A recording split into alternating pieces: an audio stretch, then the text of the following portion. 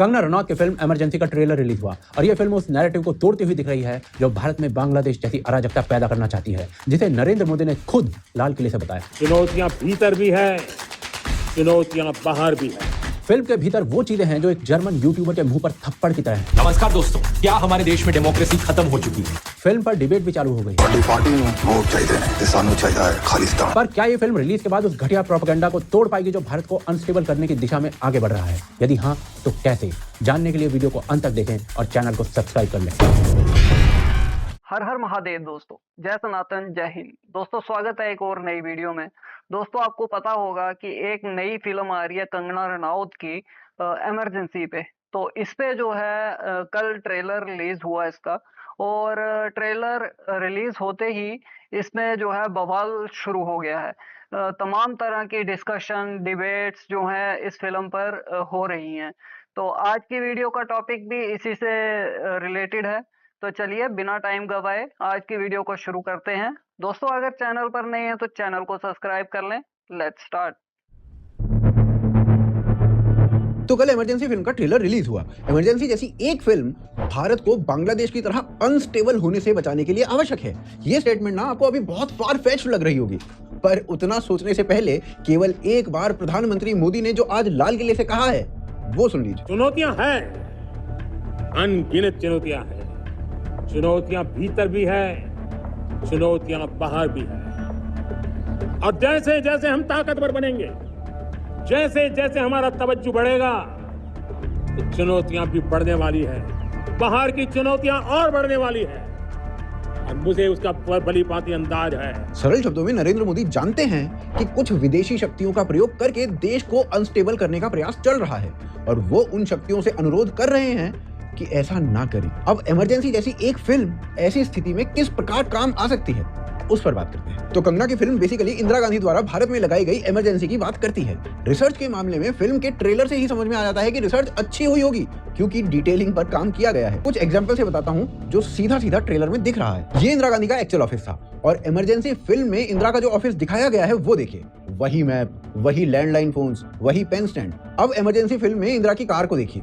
ये इंदिरा की कार है, और 1960s में और अर्ली 1970s में फोर्ड कार्टिना ही इंदिरा गांधी यूज किया करती थी। फिल्म में इंदिरा गांधी को बार बार टाइम्स ऑफ इंडिया पढ़ते हुए दिखाया गया है, और Indira actually Times of India ही सबसे अधिक पढ़ा करती थी। फिर फिल्म में एक न्यूज़पेपर में एक कार्टून दिखाया जाता है जिसमें लिखा होता है India is Indira and Indira is India. और फिल्म के ट्रेलर के अंत में कंगना यही बोलती भी हैं इमोशनली, और रियलिटी में भी ऐसा ही हुआ था। पहले एक कार्टून छपा था और फिर इंदिरा ने ये स्टेटमेंट बोली थी। फिर भिंडरनवाला का केस देख लीजिए। भिंडरनवाला का फिल्म में कांग्रेस को ये कहना है कि तुम्हें हमारे वोट चाहिए और हमें खालिस्तान। तुम जानते हो कि हमारी पार्टी को क्या चाहिए? तो इस माध्यम से फिल्म में ये दिखाया जा रहा है कि कैसे इंदिरा काल में भिंडरनवाले को बढ़ावा मिला था, वो भी वेल रिसर्च भी लगता है। फिर इसके अलावा संजय गांधी का साइको बना हो, या अटल बिहारी, या फिर जेपी, और या इंदिरा खुद, सबकी एक्टिंग बढ़िया लग रही है। मेकअप के लिए ऑस्कर विनर डेविड मेलानोस्की को हायर किया गया, जिसने द डार्केस्ट स्टार और बैटमैन जैसी फिल्में की हैं, और कंगना की लुक बिल्कुल इंदिरा जैसी लग रही है। तो किसी एस्पेक्ट में कोई कोताही शायद ही बरती गई हो। फिल्म यूट्यूब पर नंबर 1 ट्रेंड कर रही थी, और ट्विटर पर भी। उधर ट्रेलर देखकर बहुत सारे लोगों ने कहा कि ट्रेलर बहुत शानदार बनाया गया है, बहुत ही तगड़ा। लेकिन कुछ लोग फिल्म में कंगना को एक बीजेपी सांसद के रूप में ही देख रहे थे। बोले फिल्म के ट्रेलर पर मत जाओ, इंदिरा आयरन लेडी थी, आयरन लेडी। और एक्चुअली ये लोग भी फिल्म के ट्रेलर में कोई कमी नहीं निकाल पाए। किसी को इंदिरा और कंगना में 19 लाख का फर्क तो दिखा, पर ट्रेलर में कमी नहीं दिखी। फिल्म के ट्रेलर में एक डायलॉग आता है। डायलॉग था, ये स्टेप लेने से पहले कैबिनेट से तो पूछ लो, और इंदिरा इसका उत्तर देती है, मैं खुद ही कैबिनेट हूँ। और यह डायलॉग कांग्रेस के आज के प्रोपेगेंडा को ध्वस्त करता दिखता है। फिल्म भारत के इतिहास के उस समय को कवर करती है जब मीडिया, प्रेस, विपक्ष, छात्र, किसान सबके मुंह बंद कर दिए गए थे। हजारों की संख्या में लोग अकारण गिरफ्तार हो गए थे। जो इंदिरा गांधी मीडिया की आजादी छीनने के लिए लाल किले से स्पीच देती थी।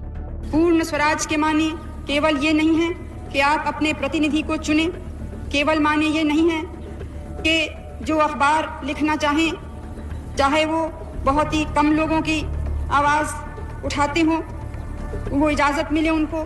उस इंदिरा गांधी द्वारा लगाई गई इमरजेंसी के बारे में आज का युवा कुछ जानता ही नहीं है, और इसी बारे में ये फिल्म है। पर यह फिल्म ध्रुव राठी जैसे लोगों के मुंह पर तमाचा क्यों है, और कैसे ये फिल्म भारत को बांग्लादेश बनाने के प्रयासों पर आघात कर सकती है, वो आगे देखते हैं।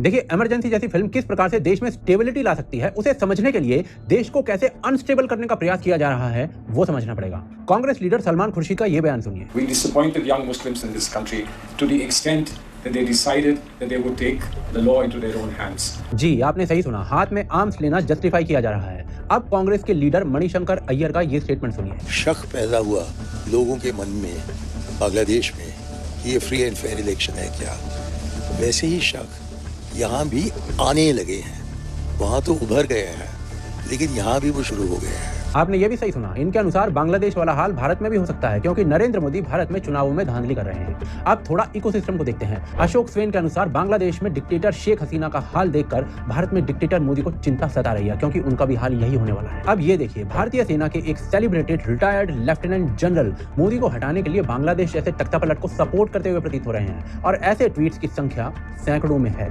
और इसी के कुछ दिन बाद राहुल गांधी सामने आते हैं लोगों से ये कहने कि भारत के स्टॉक मार्केट में इन्वेस्ट मत करो। And it is my duty as leader of the opposition to bring to your notice that there is a significant risk in the Indian stock market because the institution that governs the stock market is compromised. हाँ जी भाई साहब, बिल्कुल सही कहा आपने, ताकि भारत की economy डूब जाए, भारत अनस्टेबल हो जाए और बांग्लादेश की तरह उसे भी ढाना आसान हो जाए। बिल्कुल सही। एग्जैक्टली इसी अनस्टेबिलिटी की बात नरेंद्र मोदी ने की है लाल किले से अपने भाषण में। परंतु क्या कहकर अनस्टेबल करने का प्रयास किया जा रहा है भारत को? वही जो बांग्लादेश में कहा गया, शेख हसीना डिक्टेटर है तो सत्ता से हटा दो, वैसे ही मोदी भी डिक्टेटर है तो सत्ता से हटा दो। किसने आरंभ की थी मोदी डिक्टेटर है वाली डिबेट? तो जी, पहली बार नरेंद्र मोदी को डिक्टेटर कहा गया था 2007 में एक मैगजीन के एक आर्टिकल के माध्यम से, और उसके बाद उसी साल मोदी और हिटलर में समानताएं गिनवाई गई थी, और इसके बाद हर इलेक्शन से पहले मोदी को डिक्टेटर कहा जाने लगा। डिक्टेटरशिप चलছে, प्रेसिडेंशियल फॉर्म ऑफ गवर्नमेंट। और फिर 2019 के चुनाव से पहले मोदी को हिटलर कहते हुए ये कहा गया कि ये भारत का अंतिम चुनाव है। अगर मोदी और अमित शाह की जोड़ी 2019 में दोबारा बन गई,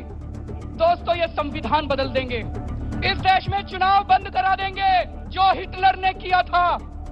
मोदी और अमित शाह की वही मंशा है। परंतु 2007 से चल रही ये बकवास 2024 के चुनाव में अपने अल्टीमेट लेवल पर पहुंच गई, जब एक जर्मन सिटीजन यूट्यूबर ने मोदी को डिक्टेटर कहते हुए वीडियोस बनाने आरंभ कर दिए और उन पर करोड़ों व्यूज आए। नमस्कार दोस्तों, क्या हमारे देश में डेमोक्रेसी खत्म हो चुकी है? ये एक बड़ा सीरियस सवाल है। एक पूरे इकोसिस्टम ने इन वीडियोस को देश में शेयर किया और इस प्रकार की डिबेट आरंभ की गई। हर क्रूर तानाशाह को लगता है कि वह अजय है, लेकिन हर क्रूर तानाशाह डरपोक है। अगर हम बांग्लादेश में जो हुआ उसे देखें तो वहां की प्रधानमंत्री को भी पहले डिक्टेटर बोलना शुरू किया गया था। एक रंजे हुए डिक्टेटर को क्यों कुर्सी छोड़नी पड़ी? बांग्लादेश की प्रधानमंत्री शेख हसीना को अब प्रोटेस्टर्स डिक्टेटर करके भी पुकार रहे हैं, और साथ ही साथ वहां की चुनाव व्यवस्था पर प्रश्न उठाए गए थे। क्या यही प्रयास भारत में नहीं हो रहे? ताक पे रखकर मोदी डिक्टेटरशिप की राह पर निकल चुके हैं। नमस्कार दोस्तों, क्या हमारा देश तानाशाही की ओर गिरता जा रहा है? भारत में भी मोदी को डिक्टेटर कहते हुए उन्हें हटाने का यही पैटर्न प्रयोग में लाया जा रहा है, भारत को अनस्टेबल करने के लिए। और ये प्रयास इतना बड़ा है कि प्रधानमंत्री को लाल किले से इसके बारे में बोलना पड़ा है। बांग्लादेश के एक जर्नलिस्ट ने तो अभी बोला भी है कि जो बांग्लादेश में हुआ है ना, वो तो शुरुआत है, असली काम तो भारत में करना है। बांग्लादेश इज नथिंग भाई,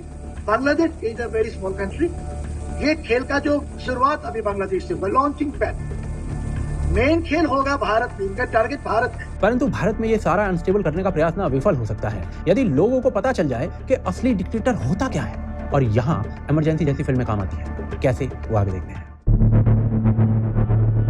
देखिए, अभी तक हमने ये समझा कि किस प्रकार से भारत में डिक्टेटरशिप दिखाते हुए भारत को बांग्लादेश की तरह अनस्टेबल करने की दिशा में प्रयास किया जा रहा है, और उसे प्रधानमंत्री ने आज लाल किले से एक्नॉलेज भी किया है। पर इसे काउंटर करने में इमरजेंसी जैसी फिल्में कैसे काम आ सकती हैं? तो जी, ये फिल्म लोगों को असली डिक्टेटरशिप क्या होती है वो दिखाने वाली है। क्या हुआ था असली इमरजेंसी में, वो देखते हैं मीडिया और विपक्ष पर बरपाए गए कहर को देखकर। 25 जून 1975 को इंदिरा गांधी ने भारत में आपातकाल की घोषणा कर दी थी, और 25 जून को ही दिल्ली के सारे समाचार पत्रों की बिजली काट दी गई थी। इसके बाद 26 जून तक इंदिरा गांधी की सरकार मीडिया पर सेंसरशिप के सारे नियम बना चुकी थी। पर इतनी जल्दी कैसे बना लिए? क्योंकि ये नियम सीधे कॉपी पेस्ट किए गए थे फिलीपींस के तानाशाह मार्को के शासन से, जो 1972 से 1981 तक वहां तानाशाह रहा था। 30 जून 1975 तक हर समाचार पत्र के कार्यालय में एक सेंसर ऑफिसर पहुंच चुका था, जिसका काम होता था सरकार द्वारा पकड़ाई गई गाइडलाइंस को देखकर प्रेस द्वारा छापे गए हर उस अक्षर को निकलवाना जो सरकार के विरुद्ध जा सकता था। यह सेंसरशिप डिफेंस ऑफ इंडिया नियमों के नियम नंबर 48 के माध्यम से लगाई गई थी, और स्पष्ट कहा गया था इसमें कि किसी भी विषय के किसी भी मुद्दे को हम कुचल सकते हैं। मीडिया के लिए स्थिति यहां तक बन चुकी थी कि इंडियन एक्सप्रेस जैसे कई न्यूज़पेपर्स ने सांकेतिक प्रोटेस्ट के रूप में शब्दहीन न्यूज़पेपर छापने शुरू कर दिए थे। भारतीय प्रेस को कुचलने के बाद अब बारी थी विदेशी प्रेस की, जो टेलीमैक्स मशीन का यूज करते हुए अपने संदेश बाहर भेजते थे। 5 अगस्त 1975 को इंदिरा गांधी की सरकार ने जिन भी लोगों या प्रेस के पास टेलेक्स मशीन थी, उनके कनेक्शंस काटने आरंभ कर दिए। रॉयटर्स, न्यूयॉर्क टाइम्स सब देखते रह गए। The times of London, the Washington post, the Los Angeles times निष्कासित कर दिए गए थे। गार्डियन और इकोनॉमिस्ट देश छोड़कर निकल गए थे और बीबीसी के मार्क टली को ब्रिटेन वापस बुला लिया गया था। केवल मई 1976 में लगभग 7000 पत्रकार अरेस्ट कर लिए गए थे। बीबीसी के मार्क टली को तो पैंट उतारकर कोड़े मारने तक के सुझाव दिए गए थे। हिंद समाचार के लाला जगत नारायण जैसे अनेक पत्रकार थे जिन्होंने आपातकाल का सारा समय जेल में काटा। इसका प्रभाव यह था कि दिसंबर 1976 में प्रेस में छापी गई 2207 लाइंस सरकार के कामों को गिनवा रही थी और केवल 34 लाइंस विपक्ष के काम पर थी। पर चलिए इसी बात पर विपक्ष का क्या हाल किया गया था वो देखते हैं। किसी भी तानाशाह को सबसे अधिक डर उसके विपक्ष के नेताओं से होता है। इंदिरा ने सबसे पहले इन्हीं का मुंह बंद किया था, प्रजातंत्र में अनुशासन के नाम पर, और ये सब कानूनों का प्रयोग करते हुए किया गया था। आज लालू यादव की बेटी का नाम मीसा भारती क्यों है? क्योंकि मीसा नाम के कानून का यूज करके ही लालू यादव को जेल भेजा गया था इंदिरा गांधी के द्वारा। ये कानून 1971 में पास हुआ था और ये सत्ता को शक्ति देता था किसी भी नागरिक को असीमित समय तक बंधक बनाने के लिए। भारत की अंदरूनी सुरक्षा के लिए खतरा बताकर 10,000 से अधिक पॉलिटिकल प्रिजनर्स बनाए गए थे उस समय इस देश में इस कानून का प्रयोग करके। तिहाड़ जेल में 96 कैदी 3 टॉयलेट शेयर करते थे, अधपकी रोटियां और मक्खी वाली दाल मिलती थी और अधिक मुखर राजनीतिक कैदियों को दुर्दांत अपराधियों के साथ रखा जाता था। कई पॉलिटिकल कैदी इस कारण से मर गए थे, जिनमें से एक सुलोचना नाम की अभिनेत्री भी थी जिसे 13 दिन तक रोज कपड़े उतारकर मोलेस्ट किया गया था। तिहाड़ में 1273 कैदियों के लिए स्थान था, पर 4250 कैदी उसमें ठूसे हुए थे। इंदिरा गांधी ने उस समय न्यूयॉर्क टाइम्स को कहा था कि भारत की जनसंख्या के अनुसार इन कैदियों की संख्या तो कुछ भी नहीं है। छात्र नेताओं को तो और भी बुरा नरक भोगना होता था। 1 मार्च 1976 को राजन नाम के एक छात्र को कालीकट में बंदी बना लिया गया और एक टॉर्चर चैंबर में ले गए उसे। एक भारी रोलर उसके पैरों पर चलाया गया और राजन नहीं बच पाया। ऐसी 50 यातनाएं जेल में होती थी। जॉर्ज फर्नांडिस जैसे बड़े नेता के भाई को गिरफ्तार किया गया था। जेल में मारपीट से वो बेहोश हो गए। जब होश में आए तो अपने आप को नंगा पाया। होश में आते ही 10 हवलदारों ने उन्हें लाठी से पीटना चालू कर दिया। खाना पीना नहीं मिलता था, मुंह में मूत्र त्याग की धमकियां दी जाती थी और डराने के लिए रेलवे ट्रैक पर बांधकर फेंक दिया जाता था। आम लोगों का भी यही हाल हो रहा था। 1976-77 के वर्ष में 83 लाख लोगों की नसबंदी कर दी गई थी, जिनमें से अधिकांश फोर्स्ड थी। कंगना रनौत की फिल्म इमरजेंसी भारत के इतिहास के इसी हिस्से को कवर कर रही है जिसे आज लोग नहीं जानते हैं, जो एक्चुअल में डिक्टेटरशिप थी। और जब इस इतिहास को आज के भारत के लोग आज के समय से कंपेयर करेंगे तो डिक्टेटरशिप की उस डिबेट को शांत होने में मदद मिलेगी जिसका प्रयोग करते हुए आज भारत को डिस्टेबलाइज करने का प्रयास हो रहा है। क्या एक फिल्म भारत में इतना बड़ा काम कर सकती है? वो आगे देखते हैं। एक फिल्म क्या कर सकती है वो ना एक उदाहरण से समझाता हूँ। एक कोरियाई फिल्म थी साइलेंस। कोरिया में गूंगी बहरी छोटी छोटी बच्चियों पर हो रही रियल लाइफ यौन हिंसा से प्रेरित थी। अब बच्चियां अनाथ और दिव्यांग थी, तो फिल्म के रिलीज से पहले इस केस पर किसी ने सुध नहीं ली थी। पर जैसे ही ये फिल्म रिलीज हुई और हिट हुई तो केस भी शुरू हुआ और बलात्कारी जेल में भी फेंक दिए गए। ये होती है एक फिल्म की शक्ति। अब दूसरा एग्जांपल लेते हैं। कश्मीरी हिंदुओं के संघार को लोग इग्नोर करते थे या उन्हें मिथ बताते थे, पर क्या कोई आज तक ज्यूज पे हुए अत्याचारों को इसी प्रकार से डिनाई कर पाया है? नहीं। क्यों? क्योंकि शिंडलर्स लिस्ट जैसी कई ऑस्कर विनिंग फिल्म्स इस विषय के ऊपर आई और उन्होंने लोगों को बताया कि ज्यूज के साथ क्या हुआ था। द कश्मीर फाइल्स के बाद से कश्मीरी हिंदुओं के साथ कुछ नहीं हुआ।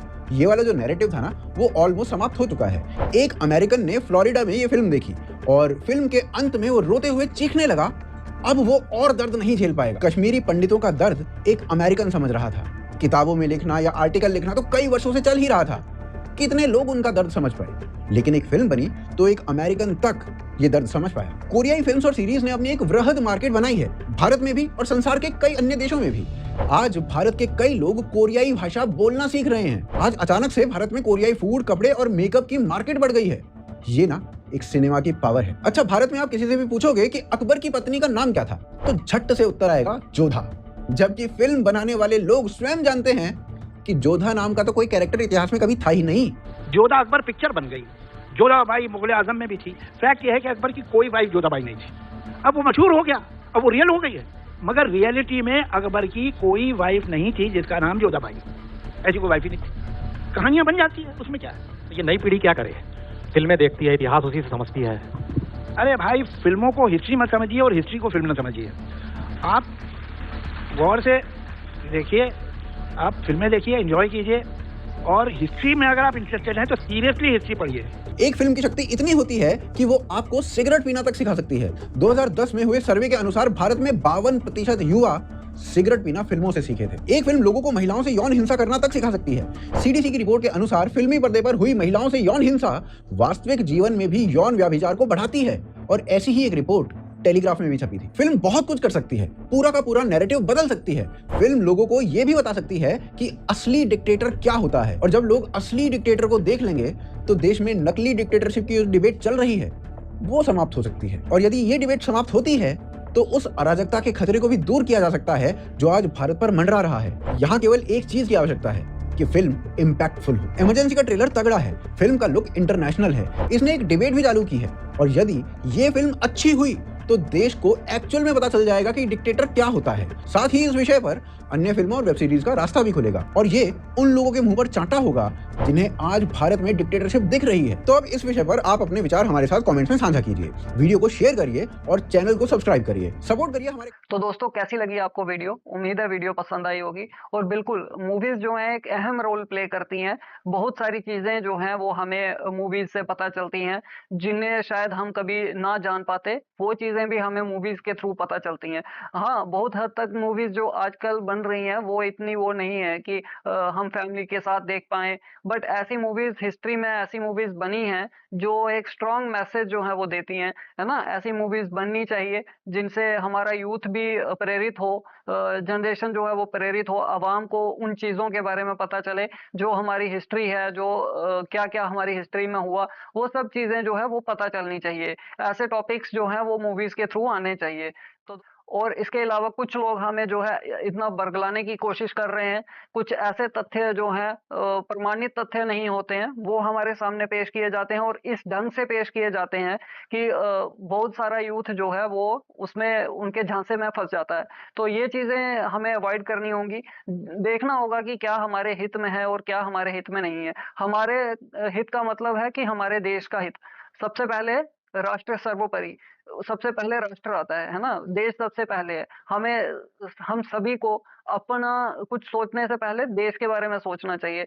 हमारी आर्मी अपना बलिदान दे रही है हमारे चैन और सुकून के लिए, पर हम अपने देश में सुरक्षित रहते हुए भी माहौल बिगाड़ें या कुछ ऐसे अराजक तत्वों के बहकावे में आ जाएं, तो ये भी उचित नहीं होगा। दोस्तों, आपकी क्या राय है इस बारे में कमेंट सेक्शन में जरूर बताइए। मिलते हैं आपसे अगली वीडियो में, तब तक के लिए हर हर महादेव, जय सनातन, जय हिंद, स्टे सेफ।